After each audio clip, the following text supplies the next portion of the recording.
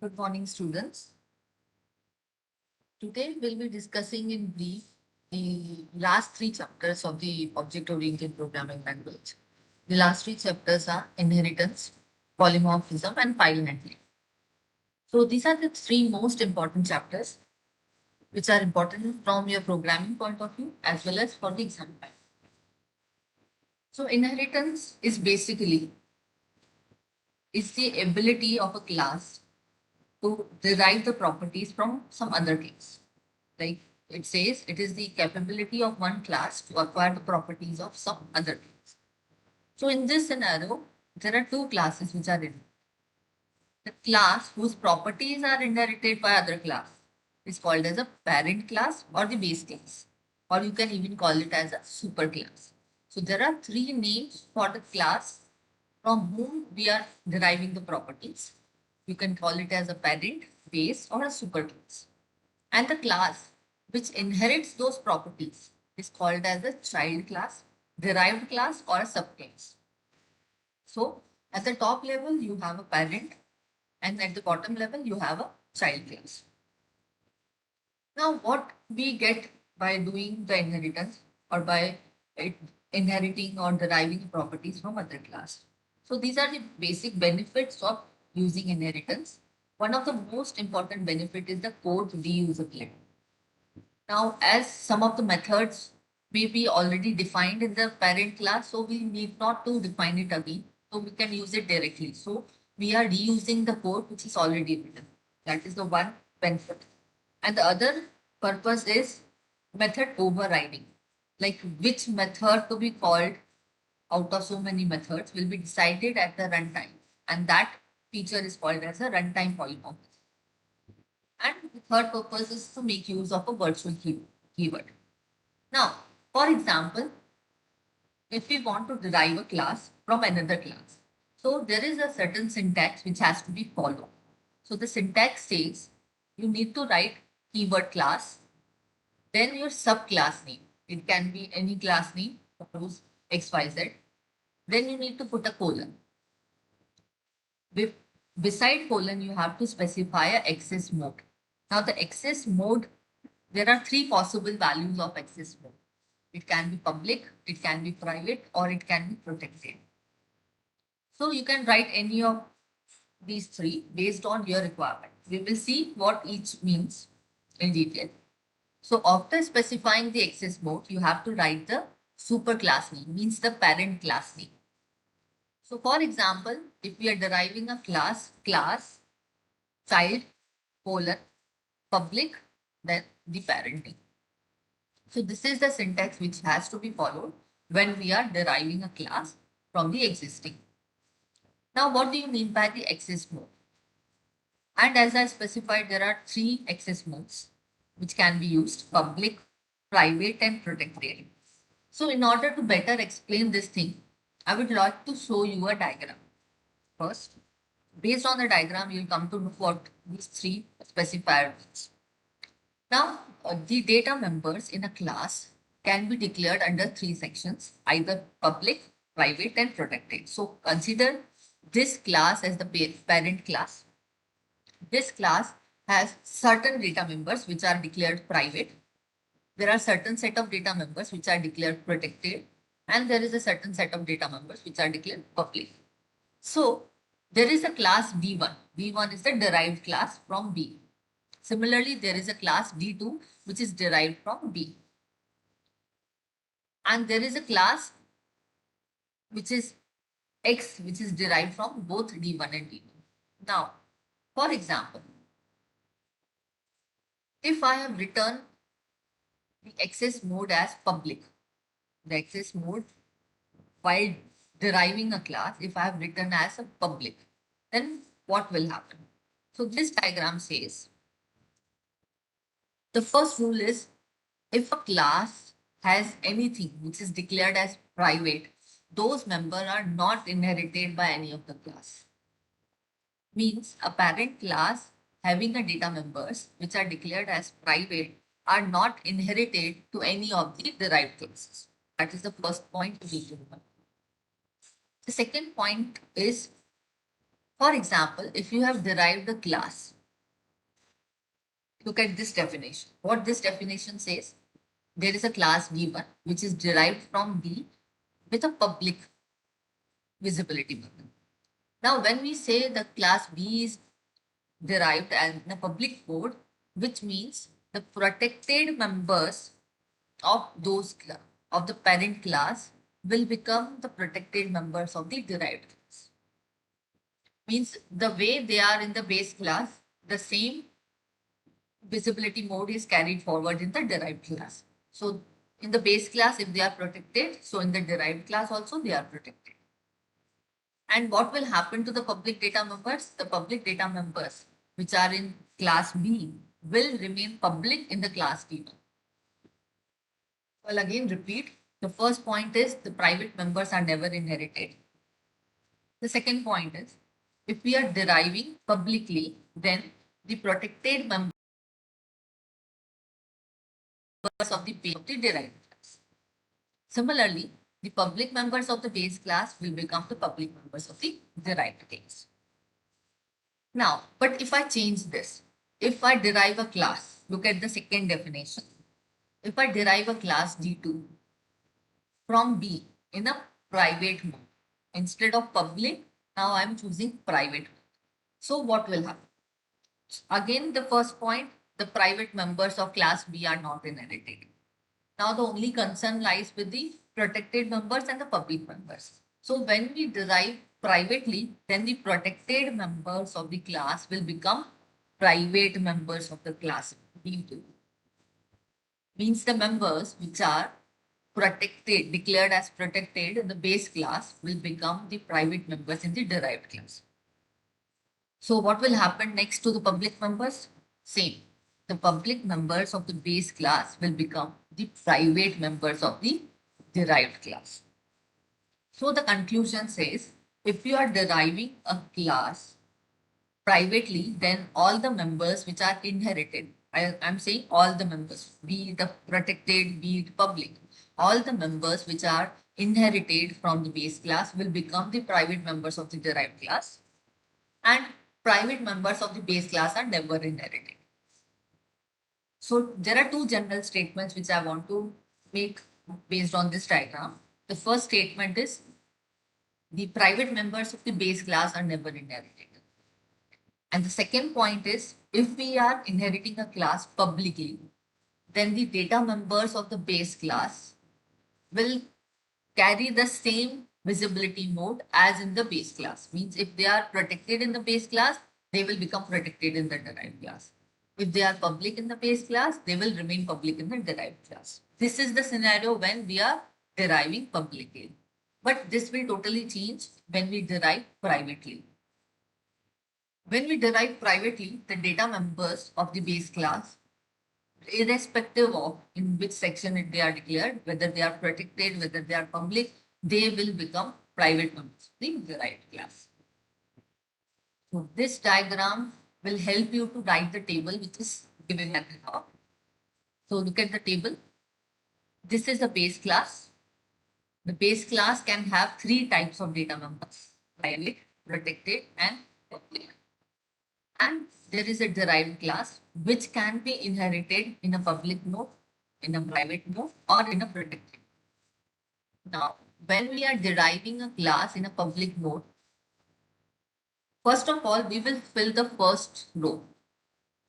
So the answer for the first row is private members of the base class are never inherited, irrespective of any of the case, whether publicly, privately, or protected. Private members will not be inherited. So we'll first write not inherited, not inherited. Now, when the derived class is inherited in a public mode, what will happen to the protected data members? They will remain protected. And what will happen to the public data members? They will remain public. Now, the same way we'll fill the third column. When the class is derived in a private mode, protected members will become protected, public members will become protected members will become private, and similarly the public members will remain private. Now, the third scenario. where the class is derived in a protected mode. Private members, as usual, not inherited.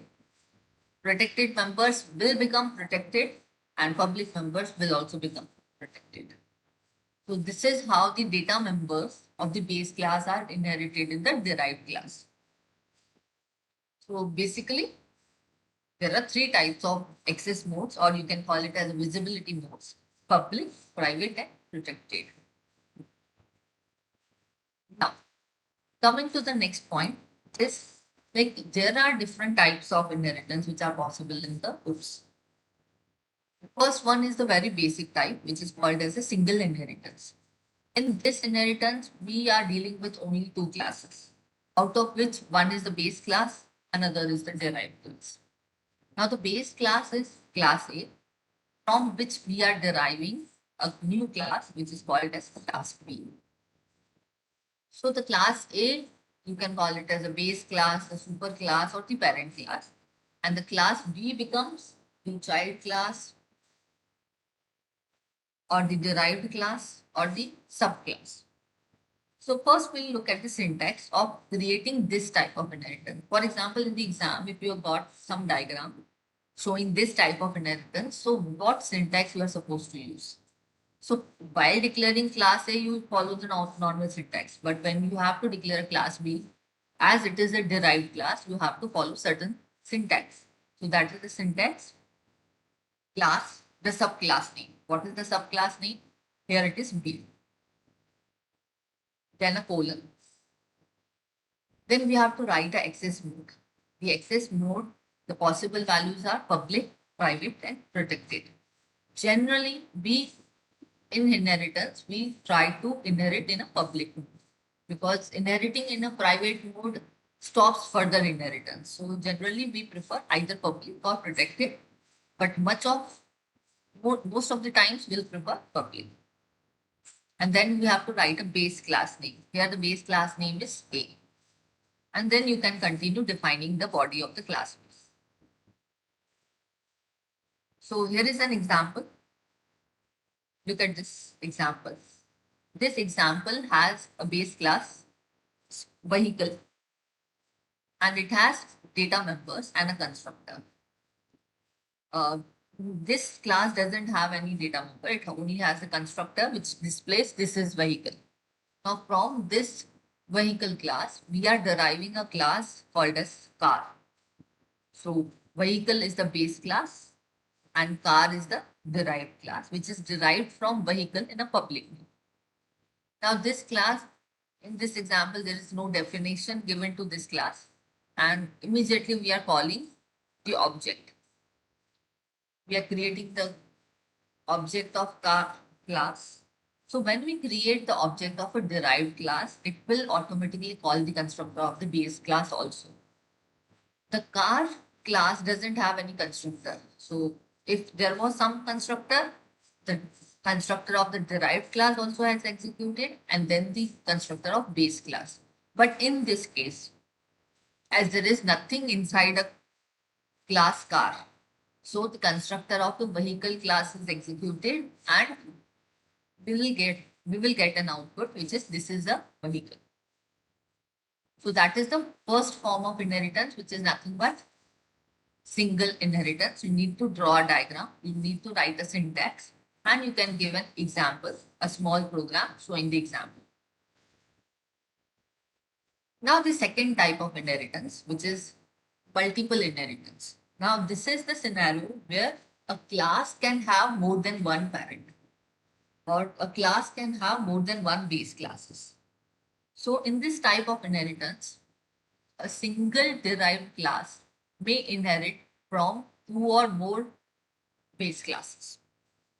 So derived class, in this diagram, A is a derived class, which is derived from class B also and class C also. So there are two base classes, and from these two base classes, we are deriving a single class, which is class A.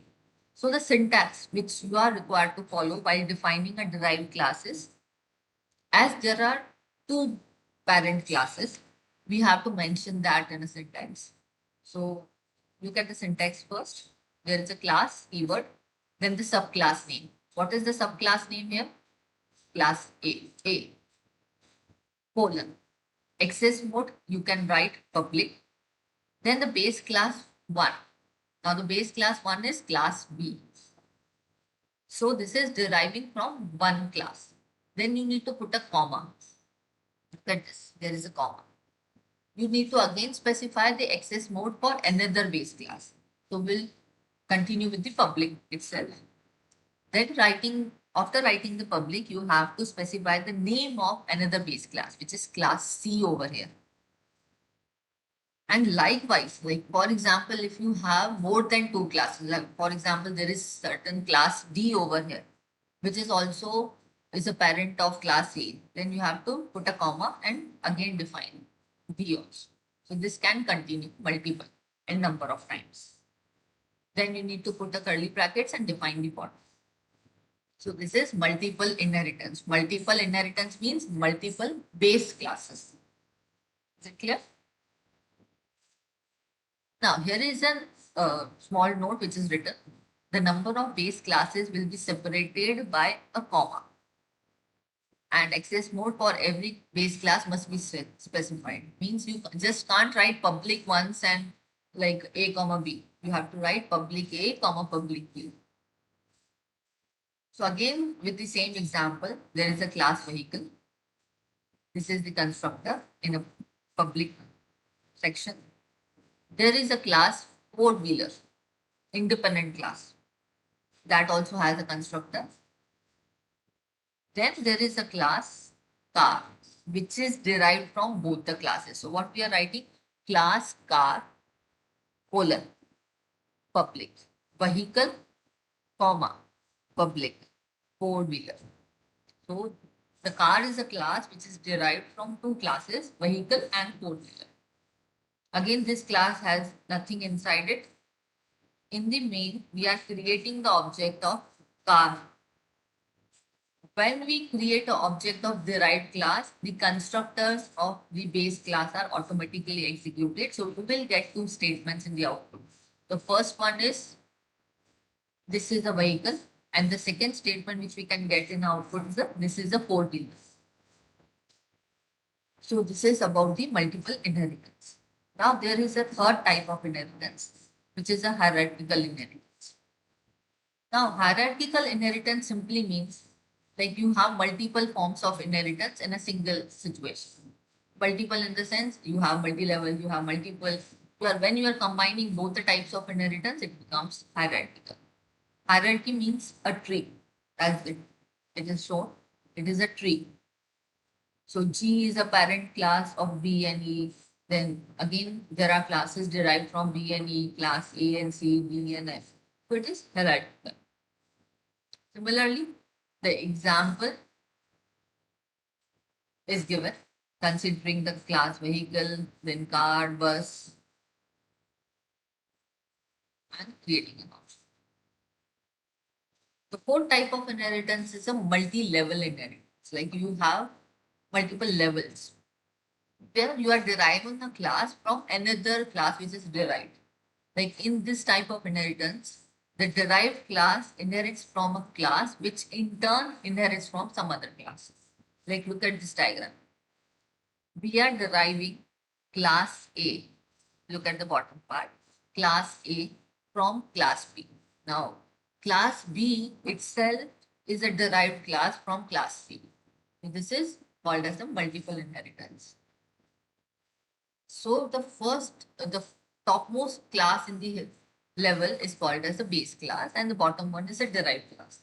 But the middle class also acts as the base class for some class. Now this is the base class for class A. Class C is a base class for class B. So how we can implement this type of inheritance?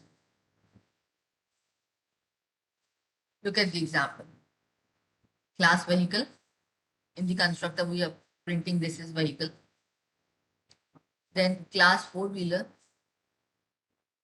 In the constructor, we are printing objects with four wheels are vehicles. Then we are deriving, now this four-wheeler is a class which is derived from vehicles. So we are writing public vehicle. Now the class car is derived from four-wheeler. So in the constructor, we are writing car has four wheels. Fine. Now in the main, we are creating the object of class car. So tell me what will be displayed. When we create an object, the constructor is called automatically. Now, which constructor? Initially, the derived class constructor and then implicitly the base class constructor. So, when we call the constructor of car, what we can get the output? Car has four wheels. Now, when we call the constructor of derived class, it will indirectly call the constructor of base class. So, this is also printed. Now, this four-wheeler class again is derived from some class. So, uska bhi constructor, it will be, this is the vehicle. So, all three constructors will be invoked and the statements will be printed. So, that is the fourth type of constructor, fourth type of inheritance. Now, fifth type of inheritance is a hybrid where we are combining hierarchical and multi-level inheritance. So, look at this diagram. Hybrid inheritance is nothing but the combination of hierarchical and multi-level inheritance. Here it is single level, here it is hierarchical, and again when you look at this way it is multi-level. So the example for the same is also given. You can refer this example and understand. Like what we are doing. First we are creating class vehicle, class fare, then class car which is derived from class vehicle, and class bus which is derived from vehicle as well as from fare. So how many types of inheritance?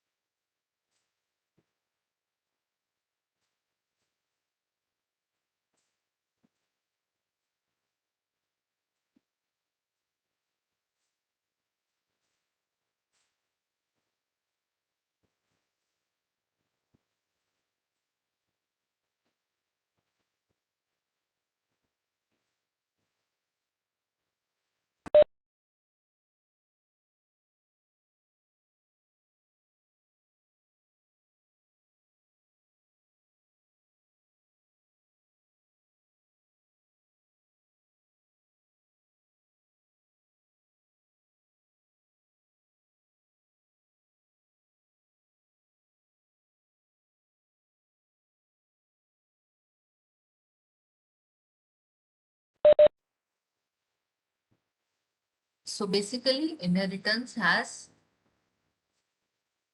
five types: single, multiple, multi-level, hierarchical, and hybrid. So you need to explain every inheritance with a diagram, syntax, and the example.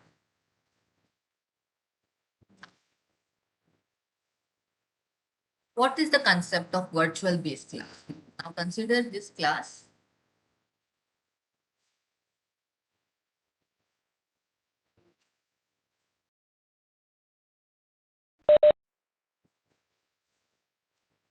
Now consider this situation where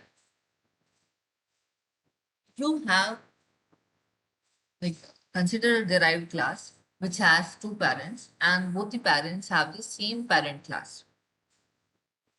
So the child here in this case will inherit the properties of the grandparent via two paths, via parent 1 also, via parent 2 also.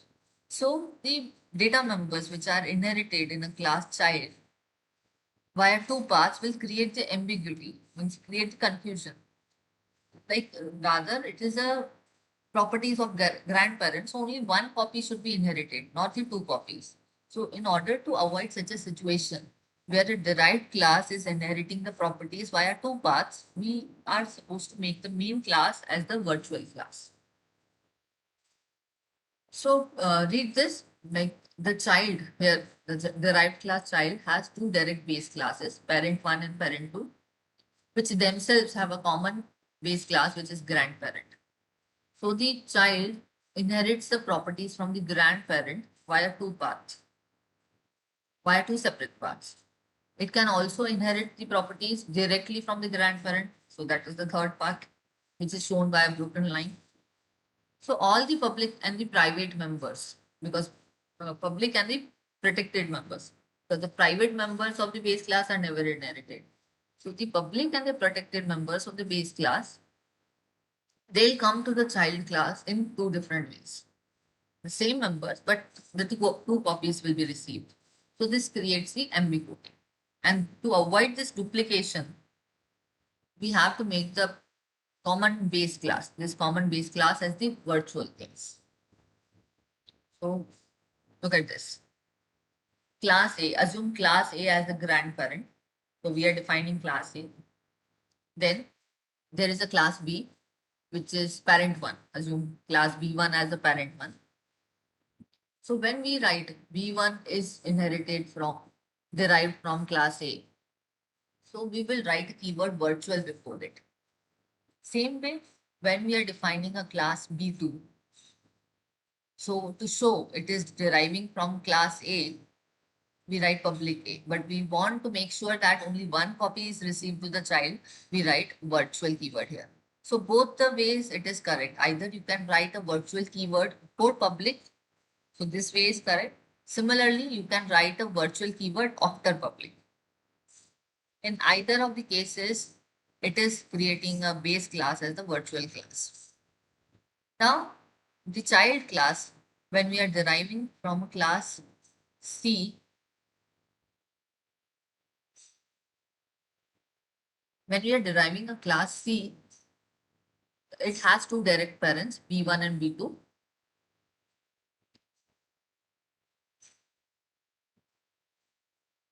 So we need not to write a keyword virtual here, because while deriving class B1, we are writing virtual here, and while deriving B2, we are writing virtual here. So when you are declaring a child class, you don't have to write virtual keyword.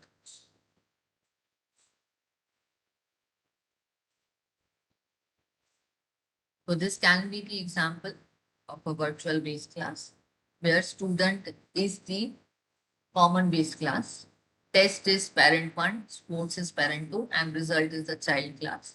So we are defining student, then we are defining test from student but in a virtual way. So we are writing virtual keyword here. Similarly, we are defining sports class from student in a virtual mode. And there is a class result which is derived from class test also and class portions.